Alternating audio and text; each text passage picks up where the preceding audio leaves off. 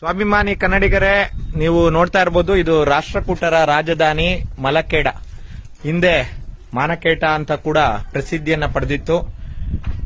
ಇವತ್ತು ಯಾವ್ದಾದ್ರು ಒಂದು ಬೇರೆ ದೇಶಗಳಲ್ಲಿ ಈ ತರದ ಒಂದು ಐತಿಹಾಸಿಕ ಸ್ಥಳ ಇತಿಹಾಸದಲ್ಲಿ ಗುರುತಿಸಿಕೊಂಡಿರುವಂತದ್ದು ಮತ್ತು ಈ ತರದಿದ್ರೆ ಅದನ್ನ ನಿರ್ವಹಣೆ ಮಾಡೋದಕ್ಕೆ ತುಂಬಾ ಅಲ್ಲಿ ಖರ್ಚನ್ನ ಮಾಡಿ ಅದೊಂದು ಪ್ರವಾಸಿ ತಾಣವನ್ನಾಗಿ ಮಾಡ್ತಾರೆ. ಆದ್ರೆ ಇವತ್ತು ಕನ್ನಡಿಗರ ಮತ್ತು ಕನ್ನಡ ನಾಡಿನ ಒಂದು ಐತಿಹಾಸಿಕ ಸ್ಥಳ ಹೇಗೆ ಗಬ್ಬೆದ್ದು ನಾರ್ತಾ ಇದೆ ಅನ್ನೋದಕ್ಕೆ ಇದೆಲ್ಲ ಸಾಕ್ಷಿ.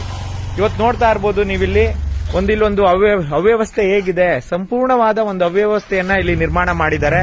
ಇಲ್ಲಿ ದನ, ಕರು, ಎಮ್ಮೆ, ಕಸ, ಜನ ಬಂದು ಕೂಡ ಇಲ್ಲಿ ಹೇಸಿಗೆಯನ್ನ ಮಾಡಿ ಹೋಗಿದ್ದಾರೆ. ಇದೊಂದು ಕಸ ದೊಡ್ಡಿಯಾಗಿ ಮಾರ್ಪಾಟು ಮಾಡಿದ್ದಾರೆ. ಶತಶತಮಾನಗಳ ಹಿಂದೆ ರಾಷ್ಟ್ರಕೂಟರು ಇಲ್ಲಿ ಆಳ್ವಿಕೆಯನ್ನ ಮಾಡಿ ಕೋಟೆ ಕೊತ್ತಲಗಳನ್ನ ಕಟ್ಟಿ ಕನ್ನಡ ನಾಡಿನಲ್ಲಿ